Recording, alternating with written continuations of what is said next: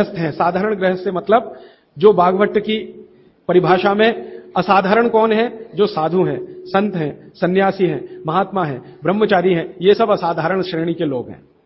आप जो हैं साधारण श्रेणी में आते हैं। तो साधारण श्रेणी के लोगों को जीवन भर बिना रोग के जीवन बिताना, बिना डॉक्टर की मदद के अपनी जिंदगी को चलाना, बिना विशेषज्ञ की मदद के अपने जीवन को चलाना, उसके लिए उन्होंने जो कुछ कहा वो मैंने पिछले 7 दिन में अलग अलग समय पर आपको बताया। आज फिर उसको कह रहा हूं, रिपीटिशन कर रहा हूं ताकि याद रहे। तो सबसे पहला मुख्य नियम है आप जैसे लोगों के लिए, वो वही है, खाना खाने के बाद कभी भी पानी ना पिएं। ये सबसे जरूरी, सबसे आवश्यक नियम। खाना खाने के बाद कभी भी पानी तुरंत ना पिएं, 1.5 घंटे के बाद पानी पिएं। एक्सप्लेनेशन में पहले दे चुका हूं, अगर आप चाहें तो फिर समझा देता हूं। खाना खाते ही पेट में अग्नि प्रदीप्त होती है, उसको जठर अग्नि कहते हैं। जठर पेट का वो स्थान है जहां खाने का पाचन होता है। हिंदी में उसको आमाशय कहते हैं, संस्कृत में जठर कहते हैं। तो जठर स्थान पे अग्नि प्रदीप्त होती है और ये अग्नि 1.5 घंटे तक ही रहती है। तो 1.5 घंटे तक पानी ना पिए तो अग्नि अपना काम अच्छे से करेगी, तो भोजन आपका अच्छे से पचेगा, रस में बदलेगा। और मैंने आपको क्रिया बताई थी कि पहले खाना जो है ना पेस्ट में बदलता है। जैसे आप घुटी हुई खिचड़ी खाते हैं ना, खिचड़ी, वैसे खाना बनता है, वो 1.5 घंटे में बनता है। फिर उसके बाद रस निकलता है, और जब रस निकलेगा तब पानी की जरूरत है, क्योंकि बिना पानी के रस नहीं बनता। तो कहते हैं 1.5 घंटे के बाद पेट भर के पानी पिए। यह सबसे जरूरी, सबसे आवश्यक पहला नियम। दूसरा नियम, पानी कभी भी पिए तो घूट घूट भर के पिए। यह मैं बहुत आवश्यक नियम मानता हूं सबके लिए, आप जैसे लोगों के। आप में से थोड़ा अगर किसी को भी धीरज हो, धैर्य अपने जीवन में, तो आप ये चालू कर दीजिए, पानी घूट घूट घूट, जितना कम से कम 1 घूट में पानी पी सके उतना, और मुंह में घुमा घुमा के ऐसे ऐसे कर करके। आप 6 महीने बाद देखना, 6 महीने बाद आपके शरीर की पूरी बायोकेमिस्ट्री बदल जाएगी। सबसे पहली चीज जो आप महसूस करेंगे, आप कहेंगे मैं पहले से ज्यादा फ्रेश हूं। आप कहेंगे मैं पहले से ज्यादा हल्का हो गया, माने वजन कम हो गया। आप कहेंगे पहले से अच्छी नींद आ रही है। आप कहेंगे पहले से अच्छा खाना हजम हो रहा है। आप कहेंगे पहले से ज्यादा मेरे दर्द कम हो गए, जो घुटनों का, कमर का, कंधे का, जगह जगह। आप कहेंगे चक्कर आना बंद हो गए। आप कहेंगे सुबह सुबह उठकर सिर का दर्द कम हो गया। ऐसी 85 बातें आप खुद कहेंगे 6 महीने के बाद। आप करिए इसको। मैंने तो कई लोगों को बताया साल साल भर से कर रहे हैं, 1.5 साल से कर रहे हैं। मैंने आपको एक उदाहरण दिया था, हमारा एक सहयोगी है, कल बेंगलोर में 140 किलो का था, 1 सवा साल से घूट घूट पानी पी रहा है, अभी 70 किलो का है। कोई आसन नहीं करता, कोई प्राणायाम नहीं करता, जिम में नहीं जाता, कोई एक्सरसाइज नहीं करता, क्योंकि उसको फुर्सत भी नहीं है, आईटी कंपनी में काम करता है। लेकिन इतना जरूर करता है, पानी जब भी पिएगा घूट घूट पिएगा, खाने के 1.5 घंटे बाद ही पिएगा। ये अद्भुत है।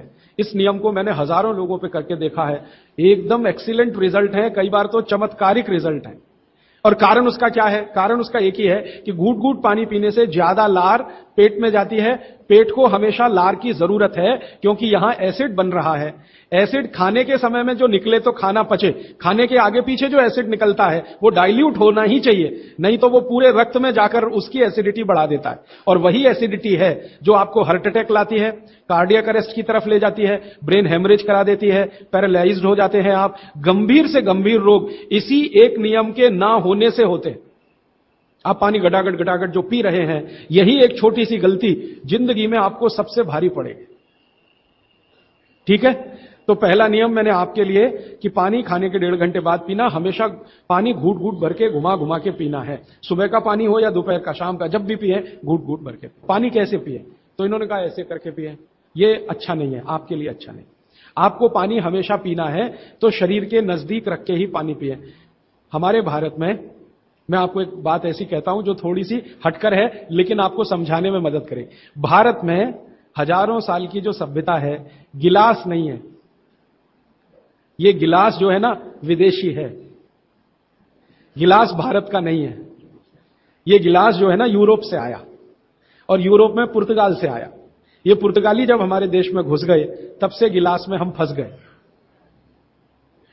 गिलास अपना नहीं है, लोटा है, लोटा। लोटा और गिलास का अंतर आप, लोटा है और लोटा कभी भी एक रेखीय नहीं होता, वो ऐसे ऐसे ऐसे ऐसे होता है। तो भागवत जी कहते हैं कि जो बर्तन एक रेखीय हैं उनका त्याज्य करें, वो है नहीं अच्छे, काम के नहीं है। तो गिलास का पानी पीना अच्छा नहीं माना जाता। तो लोटे का पानी पीना अच्छा माना जाता है। अब आप बोलेंगे जी क्या फर्क है? फर्क सीधा सा है, पानी के बारे में मैं बता चुका हूं। पानी को जहां धारण किया जाए वैसे गुण उसमें आते हैं।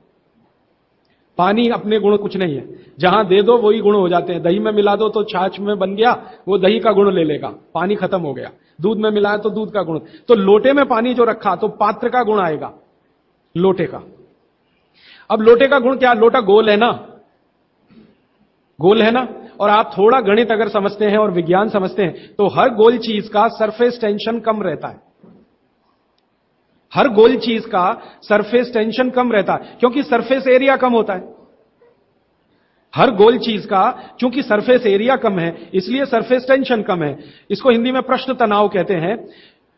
हर गोल चीज का सरफेस एरिया कम है तो सरफेस टेंशन कम है, और सरफेस टेंशन कम है तो जो पानी उसमें है उसका भी सरफेस टेंशन कम है। तो कम सरफेस टेंशन का पानी ही आपके लिए सबसे ज्यादा उपयोगी है।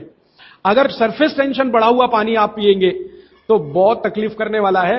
सरफेस टेंशन बढ़ी हुई कोई भी चीज आप खाएंगे तो तकलीफ करने वाली है, क्योंकि उसमें शरीर को तकलीफ देने वाला एक्स्ट्रा प्रेशर आता है। तो गिलास का पानी और लोटे के पानी में जमीन आसमान का अंतर। इसी तरह से कुएं का पानी, कुआं गोल है ना, सबसे अच्छा। ये सारे साधु संत कुएं का ही पानी पीते हैं, आप जानते हैं। ना मिले तो बिहार कर जाते हैं, जहां कुआं मिलेगा वहां पिएंगे। देखा ना आपने साधु संत, वो कुएं का पानी उनके लिए सर्वश्रेष्ठ है, क्योंकि कुआं गोल है, कुएं की सरकमफरेंस कम है और सरफेस एरिया कम है, इसलिए सरफेस टेंशन कम है। और सरफेस टेंशन कम होने से क्या होता है, पानी का एक गुण बहुत लंबे समय तक जीवित रहे। पानी का सबसे बड़ा गुण है सफाई करना। अब आपके लिए वो गुण कैसे काम में आ रहा है वो जरा देखिए। आपकी बड़ी आंत है और छोटी आंत है, आप जानते हैं कि उसमें मेम्ब्रेन है, कचरा उसी में जाके फंसता है, तो इसको निकाल निकाल के बाहर लाना पड़ता है। ये तभी संभव है जब सरफेस टेंशन कम वाला पानी आप पी रहे हैं। तो अगर सरफेस टेंशन बढ़ा हुआ पानी है तो ये कचरा बाहर नहीं निकालेगा। मैं इसको एक दूसरे तरह से समझाता हूं, कॉम्प्लिकेशन है लेकिन सरल समझा रहा हूं। आप एक एक्सपेरिमेंट करिए, आज घर जाइए और दूध लेके चेहरे पे लगाइए थोड़ी देर, और 5 मिनट बाद रुई से पूछिए तो रुई काली हो गई है ना। कैसे? अंदर का कचरा और गंदगी बाहर आया। कैसे बाहर आया? वो दूध ने बाहर लाया। अब दूध कैसे बाहर लाता है? दूध का सरफेस टेंशन सभी वस्तुओं में सबसे कम है। तो जैसे दूध आपने अप्लाई किया, दूध ने इस त्वचा के सरफेस टेंशन को कम कर दिया, क्योंकि जो वस्तु का जो गुण है दूसरे पर लगाओ तो वैसा ही आएगा। तो यहां दूध ने सरफेस टेंशन कम किया तो त्वचा थोड़ी सी खुल गई, और त्वचा खुली तो अंदर का कचरा बाहर निकल गया। यही क्रिया पानी करता है पेट में। यही सेम, आपने पेट में पानी डाला, बड़ी आंत और छोटी आंत का सरफेस टेंशन इसने कम कर दिया, तो बड़ी आंत और छोटी आंत थोड़ी खुल गई, और खुली तो सारा कचरा उसमें से बाहर आ गया। और हाई सरफेस टेंशन का पानी पिए, ज्यादा सरफेस टेंशन का, तो आंतें सिकुड़ेंगी, क्योंकि तनाव बढ़ेगा। तनाव बढ़ते समय चीज सिकुड़ती है, तनाव कम होते समय चीज खुलती है।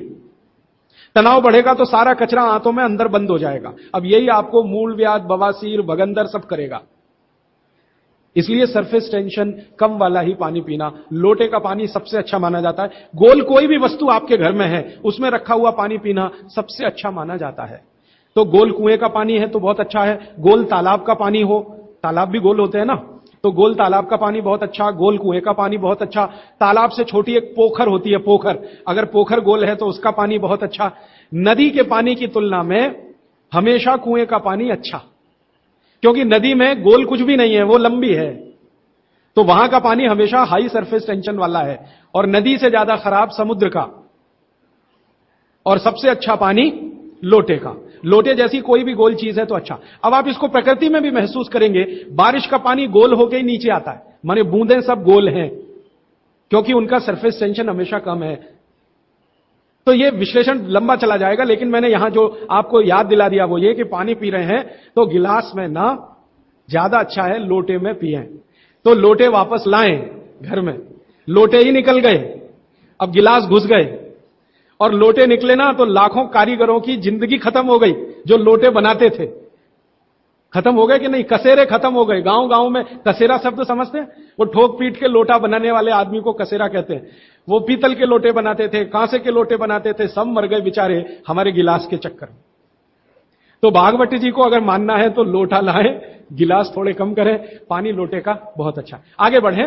पानी कभी भी खड़े होकर ना पिए, ये मैंने पहले बता दिया है, फिर रिपीट कर रहा हूं, हमेशा बैठ के पिए। फिर उसके आगे का एक सूत्र है कि ठंडा पानी कभी ना पिए। और इस ठंडे पानी का ये यहां पर भी एक विश्लेषण में नया दे दूं आपको कि हर ठंडे पानी का सरफेस टेंशन बढ़ा हुआ होता है। हर ठंडे पानी का सरफेस टेंशन बढ़ा हुआ होता है और हर गुनगुने पानी का सरफेस टेंशन कम होता है, और कम सरफेस टेंशन का ही पानी आपको पीना है, इसलिए ठंडा पानी ना पिए। एक विश्लेषण में पहले दे चुका हूं कि पानी जैसे ही आप ठंडा पिएंगे उसका गुण है कि वो हर चीज को ठंडा करे। तो पेट को ठंडा करने की वो कोशिश करेगा। पेट ठंडा हुआ तो सारे ऑर्गन्स ठंडे हो सकते हैं और आप मर सकते हैं। तो पानी को पेट गर्म करेगा, फिर आप ये जान लीजिए, और पेट पानी को गर्म करेगा तो अतिरिक्त ऊर्जा लगेगी उसको, और वो ब्लड में से ही आएगी, तो सारा ब्लड पेट की तरफ दौड़ेगा। और बार बार आप ठंडा पानी पी रहे हैं दिन में 8-10 बार, तो हर बार ब्लड को पेट में भागना ही पड़ेगा। तो ब्रेन को ब्लड कम होगा, हार्ट को ब्लड कम होगा, ऑर्गन्स को ब्लड कम होगा, तो वो कमजोरी आने ही वाली है और हार्ट अटैक आ सकता है, ब्रेन हेमरेज हो सकता है। क्योंकि कोई भी ऑर्गन को ब्लड कभी भी कम नहीं पड़ना चाहिए, तभी आप दुरुस्त रहने वाले। इसलिए ठंडा पानी गलती से भी ना पिए। तो हमेशा कैसा पानी पिए? गुनगुना पिए। एक समय के लिए भागवत जी ने कहा है कि जब बहुत तेज गर्मी पड़ती हो, आपके यहां तो पड़ती है, मार्च, अप्रैल, मई, जून, तो वो कहते हैं कि मिट्टी के घड़े का पानी पिए। मिट्टी के घड़े के पानी को गुनगुना करने की जरूरत उतनी नहीं है, क्योंकि मिट्टी से ज्यादा शुद्ध पानी को करने वाली दूसरी कोई वस्तु दुनिया में नहीं। तो ये अब थोड़ा आगे चलें वो ये कि खाना जब भी खाएं, आपके लिए नियम है स्टैंडिंग पोजीशन, माने खड़े होकर कभी ना खाएं, हमेशा बैठ के खाएं। बैठने की स्थिति ये सबसे अच्छी है। कुर्सी पे भी अगर मजबूरी में बैठ रहे हैं तो इसी स्थिति में बैठ के खाना, नहीं तो जमीन पे तो बहुत ही अच्छा है। फिर उसके बाद एक नियम जो आपको जरूर पालन करना चाहिए, बहुत आवश्यक है आपके लिए, कि दो विरोधी वस्तुएं साथ में कभी ना खाएं। आप जैन हैं तो आपको तो सब अच्छे से समझता, भक्ष और अभक्ष का ज्ञान सभी साधु महाराज देते हैं, साध्वी जी देते हैं।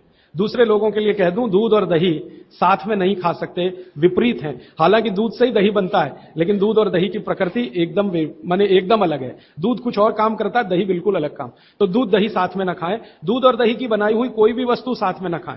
खीर खा रहे हैं तो दूध की है, तो कढ़ी नहीं खा सकते। कढ़ी खा रहे हैं तो दही की है, तो खीर नहीं खा सकते।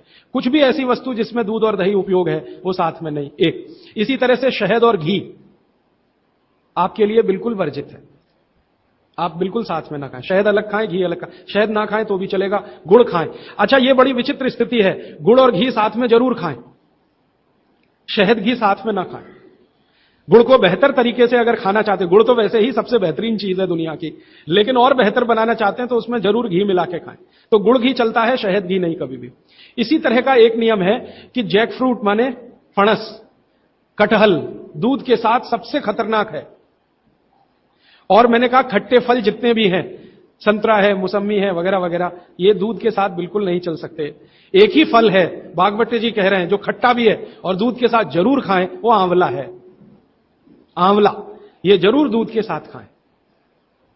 इसके आगे का एक नियम है, वो द्विदल वाला एक नियम तो बता ही दिया, द्विदल और दही ना खाएं। और मजबूरी है कोई खाने की तो दही को गर्म करें, माने बघारें, तासीर उसकी गर्म करें, फिर आप खाएं। नहीं तो नहीं खाएं तो अच्छा है। द्विदल खा रहे हैं तो 1-1.5 घंटे बाद दही खाएं। छाछ अगर खा रहे हैं द्विदल के साथ तो 1-8 घंटे के बाद पी लें। और अगर पीनी ही है तुरंत, प्यास नहीं रुक रही है, तो छाछ को बघारें, माने उसमें अजवाइन हो, थोड़ा जीरा हो, हींग हो, उसका छोंक लगाएं, तो उसकी तासीर बदलती है, तो आप ले सकते हैं। और इसके आगे का एक नियम कि सुबह का खाना 9:30-10 बजे तक, क्योंकि उस समय जठर अग्नि सबसे ज्यादा तीव्र है, और शाम का खाना 5-6 बजे तक। ये मैंने आपके हिसाब से कैलकुलेशन किया। भागवत जी ने कहा इसमें जलवायु का, मौसम का ध्यान रखना है। तो आपके हिसाब से, माने आप चेन्नई में हैं तो 9, 9:30, 10 बजे तक भरपेट खाना खाएं, शाम को 5-6 बजे तक भरपेट खाएं। बीच में अगर आप कहते हैं जी भूख लगी तो कुछ फल खा लें। नहीं तो अच्छी चीज भागवत जी ने जो कही है, सुबह का खाना जो 9-10 बजे खाएं, शाम का 5-6 बजे, उनको बीच में भूख लग रही है तो कहते हैं चना और गुड़ खाएं, शेंगदाना और गुड़, माने मूंगफली और गुड़ खाएं। माने उस समय आप चिक्की खाएं, क्योंकि गुड़ और चना, गुड़ और मूंगफली उसमें है। दोपहर को अगर भूख लग रही है, चिक्की आप चाहें तो अच्छी भी खा सकते हैं, माने ज्यादा भी खा सकते हैं। बस एक ही तकलीफ ध्यान में रखें कि जब चिक्की और गुड़ ज्यादा हो जाए तो थोड़ी सोंठ चाट लें या थोड़ी सोंठ खा लें, तो उसका जो तासीर है वो तुरंत बदल जाता है। नहीं तो ज्यादा चिक्की खा ली तो नाक में से खून आ सकता है। तो नाक से खून ना आए, थोड़ी सोंठ या अदरक सोंठ इस्तेमाल करते हैं तो सोंठ, नहीं तो अदरक उसके साथ ले। फिर आगे बागभट्ट जी कहते हैं कि आपके भोजन का आपके जो वातावरण से बहुत रिश्ता है। आप जिस वातावरण में रह रहे हैं उसका ध्यान हमेशा रखें। अब मान लीजिए आप मद्रास में रह रहे हैं, तो मद्रास के आसपास का जो वातावरण है ये गर्म है। गर्म वातावरण में गेहूं नहीं हो सकता। गेहूं को होने के लिए ठंड चाहिए। तो निश्चित रूप से चेन्नई के आसपास किसी खेत में गेहूं अच्छा होगा नहीं।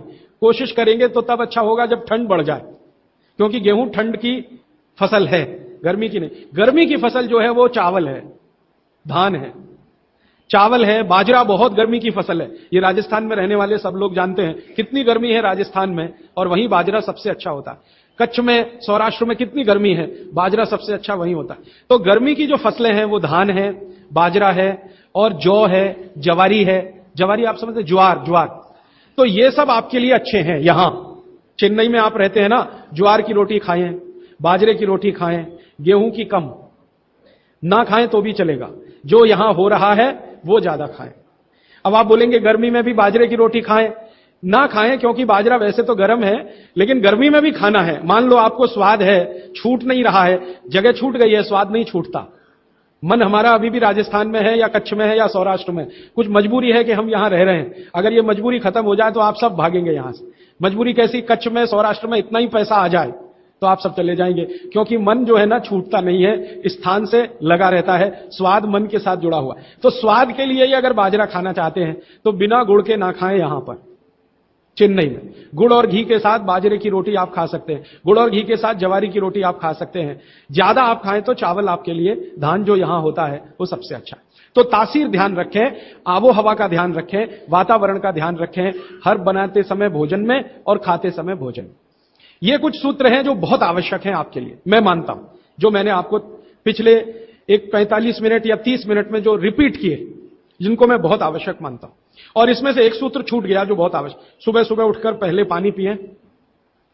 सुबह सुबह उठकर पहले पानी पिएं। कारण मैं बता चुका हूं कि उठते ही आपके मुंह में जो लार बन रही है वो बहुत बहुत बहुत कीमती है, उसकी कीमत लगा नहीं सकते आप, वो एकदम अमूल्य चीज है। वो अंदर ही जाए तो अच्छा है। तो आप उठते ही पानी पीने का नियम बनाएं। कितना पानी पिए, मैंने बताया था 18 से कम उम्र के जो बच्चे हैं उनको लगभग 1.5 से 2 गिलास, 60 से ऊपर के जो बुजुर्ग हैं उनको भी 1.5 से 2 गिलास, और आप जिस उम्र में हैं 18 से 60 तो कम से कम 3 गिलास। पीने का तरीका वही है, सिप सिप सिप सिप करके पीना। और ये सुबह का पानी अकेला पानी है जो बिना प्यास के भी पीना।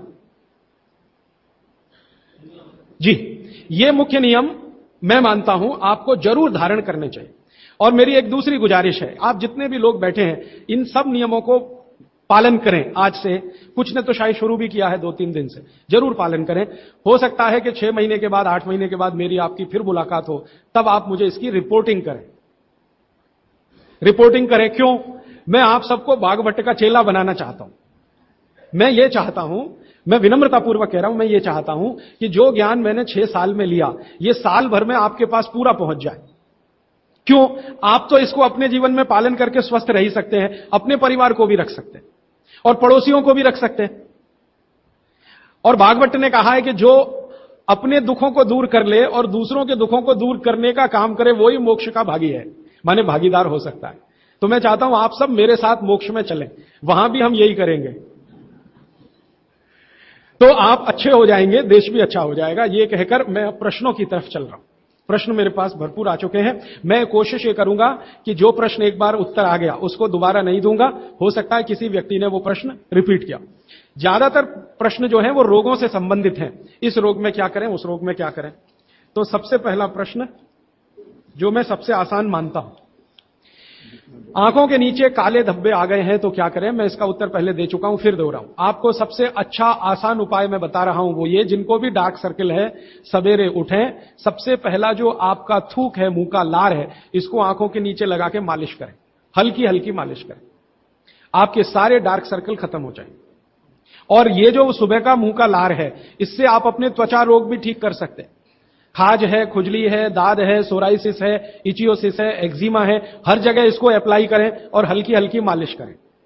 कोई कहेगा कि बहुत ज्यादा शरीर में है तो इतना तो थूक बनता ही नहीं है और पूरे शरीर पे लगाना पड़े तो ऐसी स्थिति में आप मुझे व्यक्तिगत रूप से शाम को 4 बजे मिलें, मैं आपको एक ऐसी दवा बता दूंगा या लिखा दूंगा जो थूक भी बढ़ा देगी और आपकी शरीर की खाज, खुजली, दाग, धब्बे सब मिटा देगी। वो व्यक्तिगत है।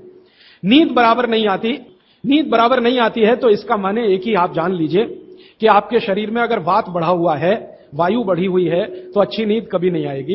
तो इसके लिए बहुत सरल उपाय मैंने बताया था। रात को गाय का घी हल्का गर्म करके दोनों नाक में डाल के सोएं। गाय का घी हल्का गर्म करके, जब वो तरल हो जाए उतना ही गर्म करें और एक एक बूंद दोनों नाक में डालें और हल्के से खींचें, ज्यादा तेज नहीं, बस इतना करेंगे अंदर चला जाएगा। बहुत खींचने की जरूरत नहीं, क्योंकि आगे चला जाएगा, जहां नहीं जाना चाहिए वहां भी चला जा सकता है। तो हल्का खींचकर छोड़ दें और सो जाएं, भूल जाएं। फिर नींद बहुत अच्छी आएगी, खर्राटे बिल्कुल बंद हो जाएंगे, स्नोरिंग बिल्कुल खत्म हो जाएगी। नींद के समय जो खराब सपने आ रहे हैं वो सपने कभी आएंगे नहीं, अच्छे ही सपने आएंगे। जब भी आएंगे, रात में नींद कभी खुलेगी नहीं। 6 घंटे के पहले आप उठेंगे नहीं, कम से कम। रात की नींद खुलने का एक वो तकलीफ आ गया ना, पेशाब आती है, नींद खुल जाती है। घी डाल के सोएंगे तो रात को नींद कभी नहीं खुलेगी, 6, साढ़े 6, 7 घंटे के बाद ही खुले। और बच्चों को तो जरूर करें, इससे और एक फायदा होगा, स्मरण शक्ति बढ़ेगी। ठीक है, तो अब एक ही कागज पर ये 3 प्रश्न थे, तीनों उत्तर दे दिए। अब आगे जिस कागज में ये प्रश्न आएंगे उत्तर नहीं दूंगा। अभी है हाई ब्लड प्रेशर, रक्त का ऊंचा दबाव, अस्थमा, पेट की कब्जी, और इसमें भी फिर आ गया है त्वचा का कालापन, वो मैं उत्तर दे चुका। अब मैं आ जाता हूं, ब्लड प्रेशर हाई है। वैसे तो ब्लड प्रेशर हाई और लो होना ये काल्पनिक चीज है, कभी बाद में चर्चा करूंगा, लेकिन अगर आपके मन में बैठ गई है तो इतना ही जान लीजिए कि आपको जब लग रहा है और डॉक्टर कोई कह रहा है कि आपका बीपी हाई है, तो समझ लीजिए, इसको भागवत जी दूसरे सूत्र में कहते हैं कि रक्त की अम्लता बढ़ी हुई है, एसिडिटी बढ़ी हुई है। अब रक्त में अम्लता है तो अम्लता को खत्म करने के लिए क्षारीय चीज खाएं, क्षार चीज खाएं, क्षार। अब क्षार वाली चीजें क्या है? सबसे अच्छी क्षार की चीज है मेथी, सब्जी के रूप में भी और दाने के रूप में, मेथी। दूसरी क्षार वाली चीज है, आप में से जैन है तो वो नहीं खाएंगे, लेकिन जो जैन नहीं है उनको बता देता हूं, गाजर। तीसरी क्षार वाली चीज है कोई भी ऐसा फल जिसमें रस नहीं है, कोई भी ऐसा फल जिसमें रस नहीं है। सेब, ये क्षारीय है। केला, ये क्षारीय है। अमरूद, ये क्षारीय है।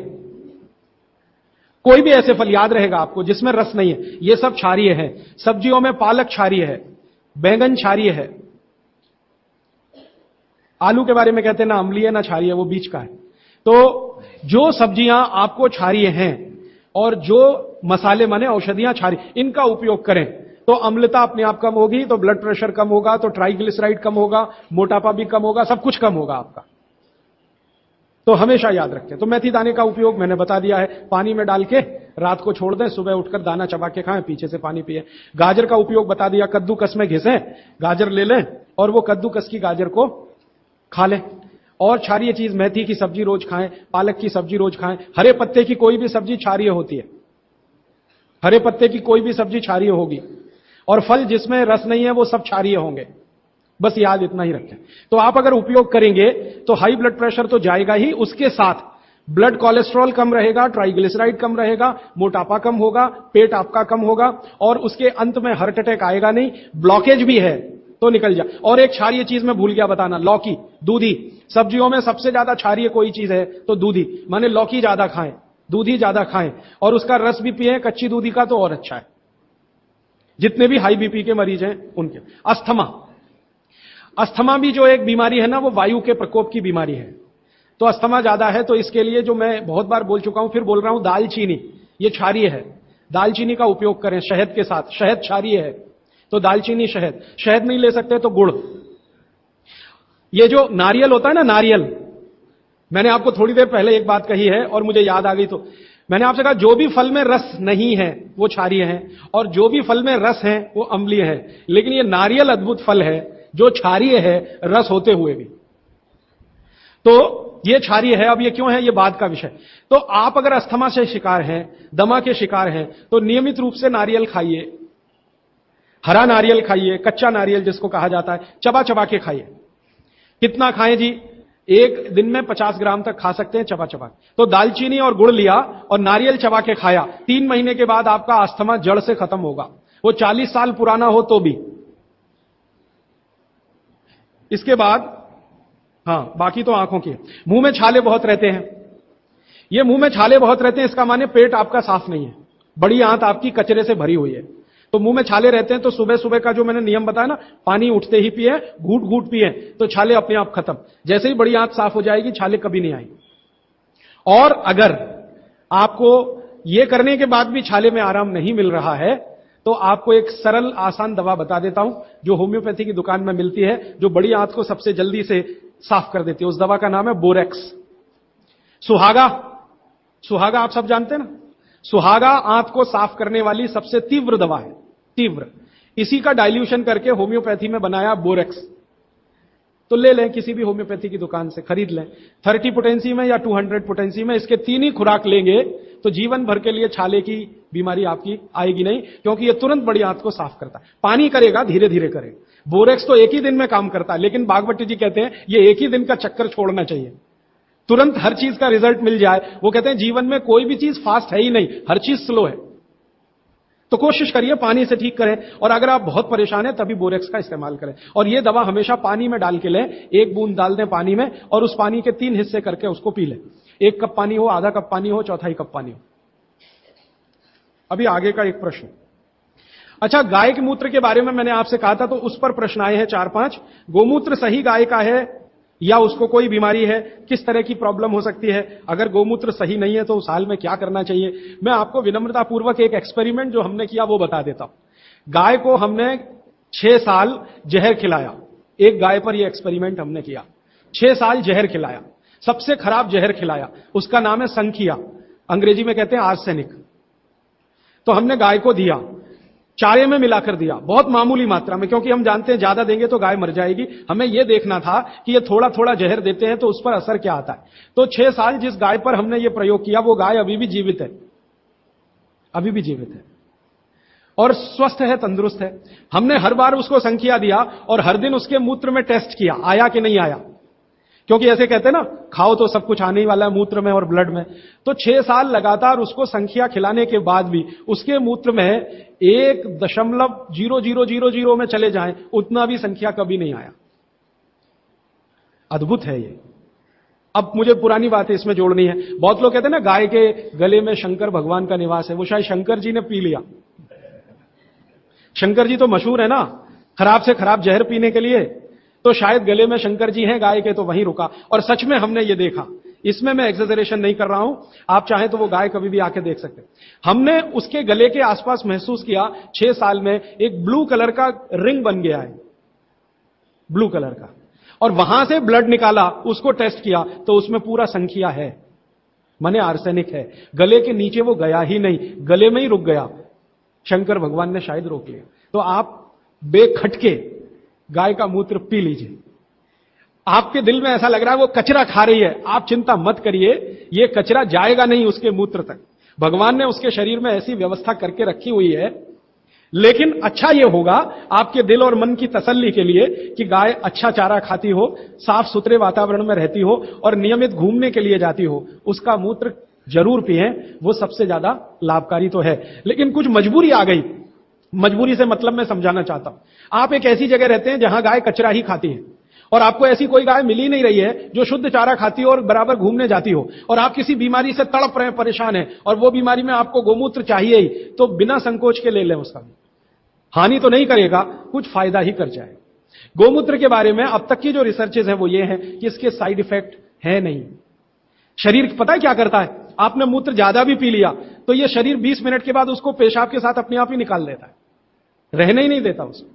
तो थोड़ा ज्यादा पी लिया या खराब पी लिया, वो निकल ही जाएगा, जो काम का है उतना ही रह जाएगा। अब गाय का ऐसा बना भगवान ने बनाया है, इसलिए भागवत जी कहते हैं कि ये विशेष तरह का एक जानवर या प्राणी है जो भगवान ने बहुत सोच समझ के बनाया। तो गाय के बारे में इतना। अच्छा, अर्थराइटिस के लिए किसी ने पूछा है, अर्थराइटिस की अब जितने भी प्रश्न आएंगे उनका एक ही साथ ही उत्तर है कि अर्थराइटिस की समस्या अगर बहुत गंभीर है और डॉक्टर आपको कोई ये कह रहा है कि जी ऑपरेशन करा लो, तो हाथ जोड़कर कहता हूं ऑपरेशन तो कभी मत कराना, क्योंकि आप जिस स्थिति में है उससे भी ज्यादा खराब हो जाएगी। इस हिंदुस्तान के भूतपूर्व प्रधानमंत्री श्री अटल बिहारी वाजपेयी ने दुनिया के सबसे बड़े डॉक्टर से ऑपरेशन कराया था, नहीं कराया? स्पेशल चार्टर्ड प्लेन भेजकर अमेरिका से उस डॉक्टर को बुलाया, डॉक्टर राणावत, और उसने दुनिया के सबसे अच्छे घुटने कप्स लाकर अटल जी को फिट किए हैं। अटल जी को देख लीजिए आप, पहले तो थोड़ा चल लेते थे, अब तो चलना ही बंद हो गया, सिर्फ व्हील चेयर पर ही रहते हैं, और वो खुद कहते हैं कि मैं पहले से ज्यादा तकलीफ में हूं। तो आप मत करिए। फिर आप बोलेंगे जी क्या करें, डॉक्टर बोलता है ऑपरेशन मत कराइए। आप क्या करें, अर्थराइटिस के लिए जो सबसे अच्छे कॉम्बिनेशन भागवत जी के हैं उनका उपयोग करिए। उसके लिए सबसे अच्छा वो बोलते हैं चूना खाइए, चूना क्षारीय है, अम्लता को कम करता है, ज्यादा अम्लता बढ़े तो अर्थराइटिस होता है, तो चूना खाइए। खाने का तरीका मैंने बता दिया, दही में, छाछ में, पानी में, जूस में, और एक दिन में अर्थराइटिस के पेशेंट 2 ग्राम खा सकते हैं, स्वस्थ आदमी तो 1 ही ग्राम खाए। चूना खाइए। मेथी दाना लीजिए, क्षारीय है। और सबसे क्षारीय चीज जो है वो है हार सिंगार का पेड़। हार सिंगार देखा है? परिजात हार सिंगार, छोटा सफेद रंग का एक फूल आता है और केसरिया डंडी होती है। सफेद फूल और केसरिया डंडी, बहुत तेज खुशबू है, रात को ही खिलता है। रात रानी भी कुछ लोग कहते हैं, हार सिंगार कहते हैं। ये पेड़ के जो पत्ते हैं वो ब्रह्मांड में सबसे ज्यादा क्षारीय माने जाते हैं, जो भी औषधियां। तो इसके पत्ते कहीं भी मिल जाएं, 4-5 पत्ते पीसिए, पीसकर पानी में डालिए, खूब उबालिए। पानी इतना उबालिए कि थोड़ा कम हो जाए, आधा रह जाए, फिर ठंडा कर लीजिए। फिर वही पानी चाय की तरह से चुस्कियां ले लेकर सवेरे खाली पेट पीजिए। मैंने ये देखा है, गंभीर से गंभीर अर्थराइटिस पेशेंट को हफ्ते 10 दिन में ही रिलीफ कर देता है। तो ये कहीं भी मिल जाए। नहीं मिले तो हार सिंगार का पौधा गुड़वांचरी में है, तो आप थोड़े पौधे बंटवा दीजिए, सब अपने घर में लगा लें, गमले में हो जाता है आसान। और कुछ खाली स्पेस है तो जरूर, क्यों, ये हर घर में रहे पेड़। कारण क्या है कि आज अर्थराइटिस ही सबसे ज्यादा तकलीफ दे रहा है लोगों को। सुगंधी तो आएगी, नींद अच्छी देगा।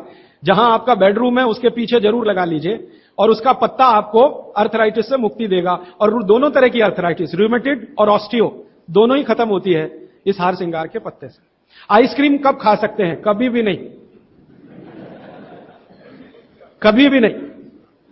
और अगर आइसक्रीम खा ही रहे हैं, आप कहते हैं जी मन नहीं मानता, स्वाद है और मुंह को लग गया है, अब क्या, तो इसका एक उपाय बता देता हूं। आइसक्रीम खाइए और पीछे से गर्म पानी में घी मिला के पी लीजिए, तो जो कुछ भी तकलीफ वो करने वाली है उससे आप बच जाएंगे। ना खाएं तो सबसे अच्छा। दालचीनी सौंठ का काढ़ा ये लोग जरूर पिए, जिनको अस्थमा है, जिनको अर्थराइटिस है, माने वायु के रोग हैं, वो दालचीनी का काढ़ा जरूर पिए, गुड़ मिला के। मूंगफली और तिल जरूर खाएं। भगवान की दी हुई तिल दुनिया की सबसे अद्भुत वस्तु है। मैं तो आपको कहता हूं, जिंदगी भर मोटापे से बचना है, हार्ट अटैक से बचना है, आपको अर्थराइटिस से बचना है, तो रोज खाने के बाद तिल खाएं, चबा चबा के। काला तिल मिले तो बहुत अच्छा, नहीं तो सफेद ही खाएं। और आप जहां रहते हैं यहां के लिए तो बहुत ही अच्छा, मद्रास जैसे एरिया के लिए। एसिडिटी कम करने के लिए क्या करें? अम्लीय चीज ना खाएं, क्षारीय चीज ज्यादा खाएं, एसिडिटी कम होगी। और पानी घूट घूट पिए, 1-1.5 घंटे के बाद पिए, सुबह उठते ही पानी पिए, एसिडिटी सबसे पहले खत्म होगी। और आखिरी दवा जो सबसे प्रभावी है, जिनको भी एसिडिटी की बहुत तकलीफ है, खाने के बाद ये जो अजवाइन है ना, अजवाइन, इसको भूने तवे पे और थोड़ा काला नमक मिला के ले लें। मिश्री का सेवन बहुत अच्छा है, चीनी से बहुत अच्छा, लेकिन गुड़ से थोड़ा कम अच्छा। मिश्री चीनी की तुलना में तो बहुत अच्छी है और गुड़ से कुछ कम अच्छी है। तो चीनी छोड़ रहे हैं तो मिश्री पे चले जाइए, मिश्री छोड़कर गुड़ पे आ जाइए। हाँ, एक किसी ने सवाल पूछा है कि आप कौन सी जगह पे परमानेंट मिलते? मैं परमानेंट कहीं नहीं मिलता। लोग जो है ना मुझे कहते हैं कि राजीव दीक्षित रेल आश्रमी है, माने हर दिन ज्यादा से ज्यादा मैं रेल में मिलता हूं। तो परमानेंट मिलने के लिए एक केंद्र है, आपको उसका पता किताब में है, वो आप ले लीजिए, फोन नंबर। वहां आप कोई भी चिट्ठी भेजेंगे, मैं जहां भी रहता हूं मेरे पास आ जाती है। और ईमेल करेंगे तो मैं हर जगह खोल खोल के मेरा मेल बॉक्स चेक करता रहता हूं। तो वो पता जो वर्धा सेवाग्राम का है, भारत पीठम 10 ज्योतवानी लेआउट, सेवाग्राम रोड, सेवाग्राम, जिला वर्धा, महाराष्ट्र। ये मेरा परमानेंट केंद्र है, वहां आप पत्र भेज सकते हैं, फोन भी कर सकते। वहां फोन कभी भी करें तो पता चल जाएगा मैं कहां हूं। और मेरा मोबाइल नंबर आप सबको मैं चाहूं तो लिखा देता हूं, 9422903599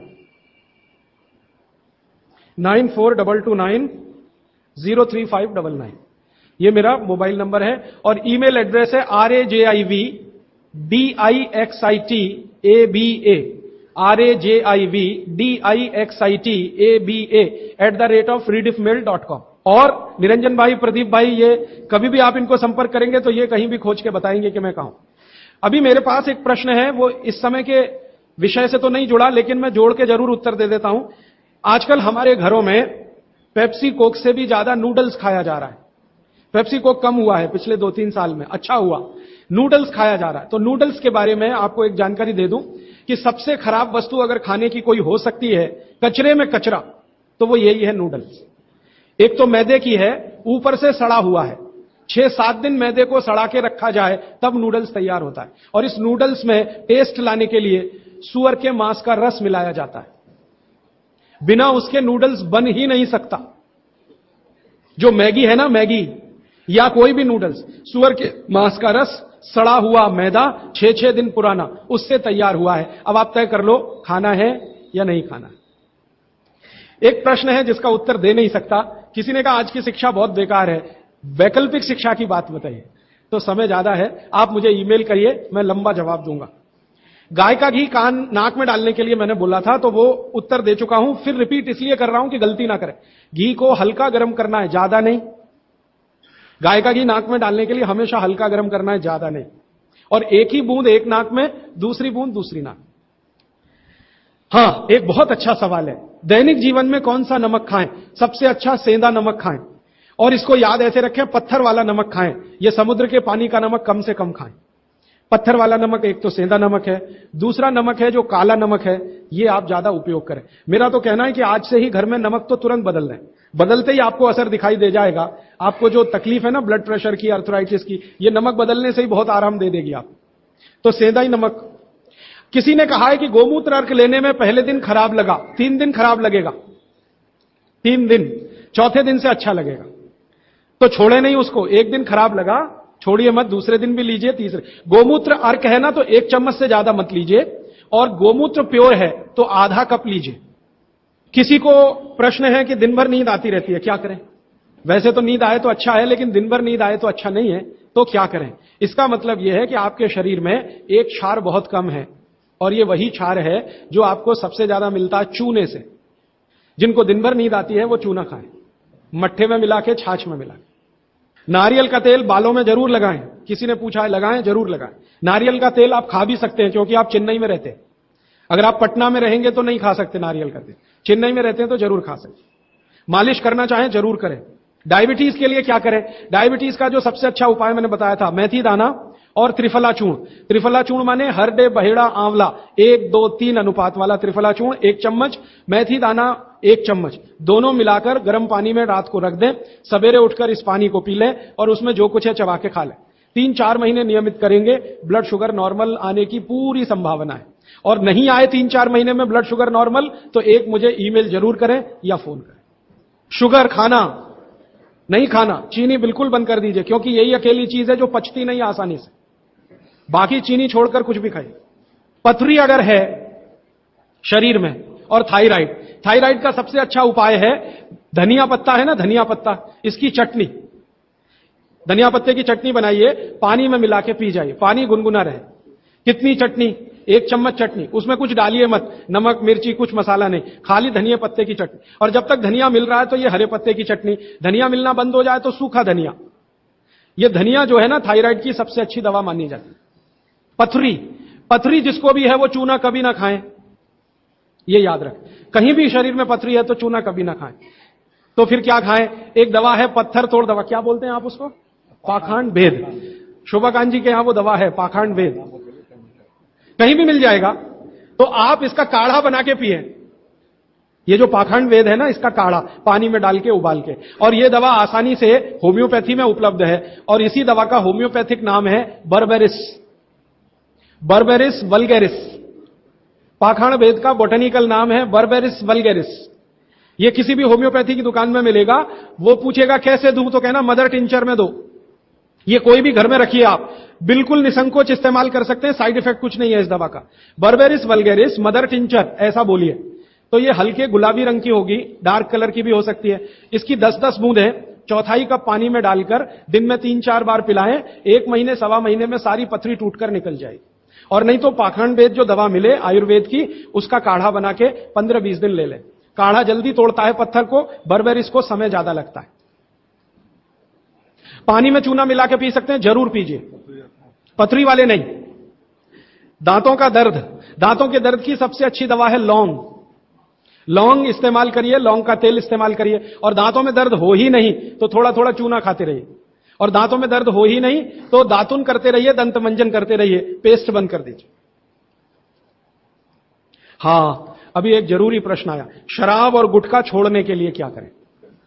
जरूर आप इसको ध्यान से नोट कर लीजिए, ये बहुत लोगों के काम। शराब, गुटखा, तंबाकू, सिगरेट और बीड़ी, ये 5 बुराइयां व्यसन के रूप में हमारे घरों में आई हैं और देश का सर्वनाश किया है। इनके बचने के लिए बहुत अच्छा है, संकल्प शक्ति से बचें तो अच्छा है। भागवती जी कहते हैं किसी भी व्यसन से बाहर आना हो तो संकल्प शक्ति के साथ आइए तो अच्छा। नहीं है संकल्प शक्ति तो दवा का उपयोग करिए। तो क्या दवाएं हैं आपके पास? सबसे अच्छी दवा है शुद्ध गाय का मूत्र, अर्क नहीं, शुद्ध गाय का मूत्र। दूसरी दवा आपके घर में है अदरक या सौंठ। जिनको शराब से छुड़ाना है, बाहर निकालना है, उनको अदरक और सौंठ ज्यादा खिलवाइए, रस पिलवाइए अदरक का, सौंठ का काढ़ा बना के दीजिए, गुड़ मिला के दे सकते हैं सौंठ का काढ़ा बना के। और गोमूत्र पीने को बोलिए। नियमित रूप से अगर आधा कप भी गोमूत्र पिया तो 1.25 महीने में शराब छूट जाती है। शराब जो पीते हैं, बीड़ी सिगरेट जो पीते हैं, उनके शरीर में एक केमिकल बढ़ जाता है, उसका नाम है सल्फर। और सल्फर को कम करने के लिए सल्फर ही चाहिए। आयुर्वेद में कहा है ना कि विष को विष मारता है, तो सल्फर बढ़ता है। तो सल्फर कम करने के लिए बाहर से सल्फर चाहिए, और बाहर का सबसे अच्छा सल्फर गोमूत्र में है। सर्दी जुकाम, सर्दी जुकाम ज्यादा है, बार बार है, सबसे अच्छी दवा है। आप अगर बच्चों के लिए ले रहे हैं तो कफ दूर करना है उनका, कफ नाशक सबसे अच्छी दवा मैंने पहले दिन बताई थी, शहद है। दूसरी, शहद नहीं लेते तो गुड़ है, तो बच्चों को गुड़ दीजिए ज्यादा। एक, उनको चूना भी दे सकते हैं, चूना कफ का भी नाश करता है, वात का तो करता ही है, कफ का भी करता है, तो चूना दे सकते हैं। गाय का घी नाक में डाल सकते हैं। हल्दी जबरदस्त कफ नाशक है, तो दूध में हल्दी मिलाकर दीजिए। और दूध हल्दी थोड़ा घी मिलाएं तो और भी अच्छा कॉम्बिनेशन है। तो जिनको सर्दी जुकाम बार बार होते हैं उसके लिए। पित्त बढ़ा है तो क्या करें? देशी गाय का घी खाइए। देशी गाय का घी गरम गरम पानी में डालकर पिए तो सब पित्त को शांत करेगा। और दूसरी चीज मैंने पहले बता दी है, अजवाइन और काला नमक, ये भी पित्त बढ़े तो शांत करेगा उसको। एक मेरे पास डिफिकल्ट केस है, ये मुझे व्यक्तिगत रूप से मिले। कोई एक महिला है, उसकी लंबाई लगातार बढ़ रही है, ये मुझे शाम को मिले 4 बजे। बाल उड़ गए तो क्या करें, बाल कम हो गए तो क्या करें, बाल झड़ रहे हैं तो क्या करें? तीनों में एक उपाय है, दही को तांबे के बर्तन में रखें, 5-6 दिन खूब खट्टा हो जाए, हरा हरा हो जाए तो इसको बालों में मालिश करें। 1 घंटे के बाद बालों को शीकाकाई से धोएं। हफ्ते में 1 दिन जरूर करें। त्रिफला शहद और गुड़ के साथ, सबसे अच्छा है गुड़ के साथ, सुबह खाएं, और दूसरा चाहें तो शहद के साथ भी खाएं। त्रिफला को औषधीय के रूप में लेना है, औषधि ऐसी जो धातुवर्धक है तो सुबह ही खाएं। और त्रिफला को रेचक के रूप में लेना है, माने पेट साफ करे, तो रात को ही खाएं सोने के पहले। बहुत ज्यादा छींकें आती हैं, नाक से पानी गिरता है, थोड़े दिन चूना खिलाएं और गाय का घी नाक में डालें, 15-20 दिन में छींकें भी बंद होंगी, पानी गिरना भी बंद। केवड़ा डालकर जल पी सकते हैं क्या गर्मियों में? केवड़ा एक होता है ना आयुर्वेदिक औषधि, केवड़ा डाला हुआ जल सिर्फ गर्मियों में, मार्च, अप्रैल, मई, जून, बारिश जैसे ही शुरू हो केवड़ा वाला जल बंद कर दीजिए। केवड़ा और एक होता है खस, ये दोनों मिलाया हुआ जल गर्मियों में। अर्जुन की छाल लेने का समय सवेरे का, काढ़ा बनाकर दूध में नहीं तो पानी में, शक्कर नहीं मिलाएं उसमें, गुड़ मिलाएं, अर्जुन की छाल। टॉन्सिलाइटिस की रेमेडी, टॉन्सिल्स की सबसे अच्छी रेमेडी हल्दी, हल्दी का दूध बच्चों को रात को पिलाएं, टॉन्सिल नहीं होगा। पिपरमेंट के बारे में किसी ने पूछा है, आप शाम को 4 बजे मिले, मैं थोड़ा विस्तार से बता दूं। यूरिक एसिड अगर शरीर में जमा है तो मैंने आपसे बार बार कहा है क्षारीय चीजें ज्यादा खाएं, एसिड निकल जाएगा। सबसे अच्छी क्षारीय चीज गोमूत्र पी लें, यूरिक एसिड एकदम साफ कर देता है गोमूत्र, लेकिन प्योर गोमूत्र। उड़द की दाल दालों का राजा है, बिल्कुल सही है, लेकिन दही के साथ नहीं। खाली उड़द की दाल खाइए, दालों का राजा है, बिल्कुल सही बात है, दही के साथ नहीं, दही के साथ ये जहर है। सुबह दूध पी सकते हैं, मैंने मना किया है, सुबह जूस पीना है, दोपहर को छाछ और रात को दूध, लेकिन पीना ही है अगर तो आंवले के साथ पिए, ना पिए तो अच्छा, सुबह का दूध ही पीना है तो आंवले के साथ। मोटापा कम करने के लिए उपाय बता दीजिए, आप लिख लीजिए इसको, नहीं तो याद कर लीजिए। जिनको भी मोटापा कम करना है उनको क्षारीय चीजें ज्यादा खानी है। तो मैंने आपसे कहा गाजर खाइए, गाजर नहीं खा सकते, दूध ही खाइए। अब खाएं कैसे? गाजर को कद्दूकस में घिसिए और उसके लच्छे बनेंगे। फिर थोड़ी एक और क्षारीय चीज आपको आजकल उपलब्ध है, सेब। सेब पूरा क्षारीय होता है, तो सेब को कद्दूकस में घिसिए, दोनों बराबर मात्रा में मिला के सुबह पेट भर के खा लीजिए। 3 महीने लगातार खाइए। फिर अगले 3 महीने इसको बैलेंस करने के लिए आंवला खा लीजिए। आंवला 2-3 आंवला रोज मुरब्बे के रूप में या क्या। फिर 3 महीने आंवला हुआ, फिर वापस इस गाजर और इस पे आ जाइए।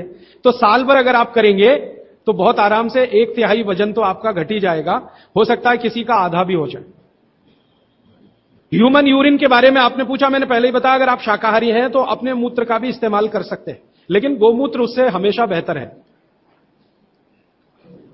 बच्चे पेशाब करते हैं बिस्तर में, इसके लिए क्या करना? खजूर खिलाइए। खजूर छोटे छोटे टुकड़े काटकर बच्चों को खजूर दूध में डालकर, छोटे छोटे टुकड़े दूध में डालकर उबालिए, खूब उबल जाए, फिर वो दूध पिलाइए, खजूर खिलाइए, तो रात का बिस्तर का पेशाब उनका बंद हो जाए। वो एक प्रश्न है, वो कब्जियत से जुड़ा हुआ है। वो ये कहते हैं कि जल्दी से संडास उतरती नहीं है, क्या करें? रात को त्रिफला चूर्ण खा के सो जाइए, नहीं तो दूध में घी मिलाकर पी लीजिए, ये सबसे अच्छा है। दूध में घी मिला के रात को सोने से पहले पिएं तो सवेरे संडास बहुत आसानी से उतरती है और सबसे कम समय में पेट साफ होता है। नहीं तो त्रिफला भी ले सकते। 3 महीने। देखिए, एक नियम हमेशा याद रखिए, जो मैं बार बार कह, लगातार कोई भी दवा आयुर्वेद की 3 महीने से ज्यादा मत खाइए, और अगर जरूरत पड़ रही है तो थोड़े दिन ब्रेक दे दीजिए, 15 दिन का, 10 दिन का, 20 दिन का ब्रेक के बाद फिर अगले 3 महीने ले सकते हैं, फिर ब्रेक दे दीजिए। फिर ये नियम बहुत जरूरी है, नहीं तो तकलीफ बहुत दूसरी भी हो सकती है। पीठ की हड्डी में दर्द है, चूना खाइए। बच्चों को खांसी की एलर्जी अगर है तो नियमित रूप से, मैंने कहा ना, ऐसी चीजें दीजिए, कफनाशक है, सूंठ है, पान का पत्ता है, शहद है, गुड़ है, ये सभी कफनाशक हैं। कितनी उम्र के बच्चों को त्रिफला दिया जा सकता है? अगर छोटे बच्चे हैं तो त्रिफला ना देकर आंवला दीजिए, और त्रिफला देने का समय अगर शुरू कर रहे हैं बच्चों को तो थोड़ा 3-4 साल हो जाने दीजिए उनका। 3-4 साल के पहले दे सकते हैं तो आंवला दीजिए। और वैसे तो मेरा कहना है 14 साल की बच्चों को आंवला ही अच्छा है, त्रिफला उनको ना ही दें। त्रिफला एक उम्र के बाद ही सबसे अच्छा होता है। बहुत अधिक उम्र में घुटनों का दर्द, कमर का दर्द, तरीका मैंने वही बताया, चूना सबसे अच्छा है। अधिक उम्र में चूना सबसे अच्छा, अर्थराइटिस के लिए, घुटनों के दर्द। एड़ी का दर्द और कोहनी का दर्द तो ऐसे ही मिट जाएगा जब पानी घूट घूट पीने लगेगी। जल्दी भूल जाए, स्मरण शक्ति कम हो, गाय का घी नाक में डालना सोते समय। नींद जल्दी ना आए तो क्या करना? गाय का घी नाक में डाल के सोना। हां, एक बहुत इंटरेस्टिंग प्रश्न आया, वो पहले दिन का जो मेरा व्याख्यान था कि फ्रिज का क्या करें, तो मैंने तो बोला था कि ये बंद कर दें। अगर आपका दिल नहीं मानता बंद करने के लिए, क्योंकि मैंने कहा ना, हिंदुस्तानियों में एक बुरी आदत है कचरे को इकट्ठा करने की। घर में डिब्बे डिब्बी इतने इकट्ठे रहते हैं, फालतू पड़े रहते हैं, फेंकते नहीं हमें, हमेशा ये सोचते कभी काम आएंगे, कभी काम आएंगे। तो ये चक्कर घुस गया। अब पता नहीं ये अंग्रेजों के समय से आया या पुराना। तो फ्रिज भी वैसी ही कोई चीज है। तो एक बहन ने या किसी ने सवाल ये लिख के भेजा है कि फ्रिज में से हमने सब्जी निकाल के 48 मिनट रख दी, तो अब उपयोग कर सकते हैं? हाँ, कर सकते हैं। उसको शायद ये बात अच्छे से समझ में आई। वो 48 मिनट का जो किस्सा मैंने बताया ना, तो वो चाहती नहीं है कि फ्रिज घर के बाहर जाए, किसी तरह इसका उपयोग होता रहे। तो ये मजबूरी का खेल है, लेकिन कर लीजिए कि आप कुछ भी जो रखा है फ्रिज में, अगर उसको पकाना चाहते हैं, खाना चाहते हैं, तो निकाल के 48 मिनट रख दीजिए, फिर उसका उपयोग कर लीजिए सब्जी के रूप में। नहीं तो एक चीज मत करिए कभी भी, कोई भी चीज एक बार गर्म करके आपने फ्रिज में रख दी तो दोबारा गर्म मत करिए। वो दूध हो या सब्जी हो या दाल हो, करिए ही मत। क्या करना? निकाल के रख दीजिए, 48-50 मिनट रखी रहे, वो अपने आप थोड़ी गर्म हो जाएगी, प्रकृति की गर्मी से, फिर वही खा लीजिए। गर्म तो दोबारा बिल्कुल मत करिए। फ्रिज के दूध को दोबारा गर्म कभी मत करिए, फ्रिज की दाल को दोबारा गर्म कभी मत करिए, फ्रिज की सब्जियों को दोबारा गर्म मत करिए।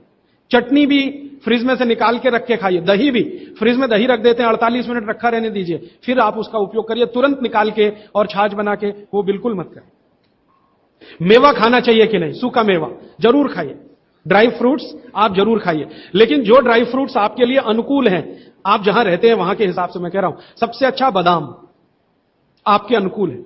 आपके अनुकूल काजू नहीं है, बादाम बहुत अनुकूल है मद्रास में रहने वालों को, काजू अनुकूल है जम्मू कश्मीर में रहने वाले, तो बादाम भरपूर खा सकते हैं। और जो दूसरी चीज अनुकूल है, मुनक्का, किशमिश, किशमिश और मुनक्के में थोड़ा अंतर है, बड़ी किशमिश को मुनक्का, तो मुनक्का और किशमिश ये आपके बहुत अनुकूल है, बादाम आपके बहुत अनुकूल है। मखाना 50-50 है, ज्यादा अनुकूल तो बिहार उत्तर प्रदेश वालों को है और थोड़ा चले तो झारखंड वालों को। आपके लिए 50-50, ना बहुत प्रतिकूल है ना बहुत अनुकूल है, बीच का है। और बाकी जो अखरोट वगैरह हैं ये आपके अनुकूल नहीं। अखरोट खाना चाहिए हमेशा ठंड में रहने वाले लोगों को, आपके लिए अखरोट बिल्कुल अनुकूल नहीं। और ड्राई फ्रूट्स क्या खाते हैं आप? चिरौंजी, चिरौंजी क्या कहते हैं उसको? जो चिरौंजी है वो आपके लिए अनुकूल है, चेन्नई के आसपास के लोगों के लिए अनुकूल है, वो आप खा सकते हैं। और ड्राई फ्रूट शायद इसके आगे हैं, हां केसर।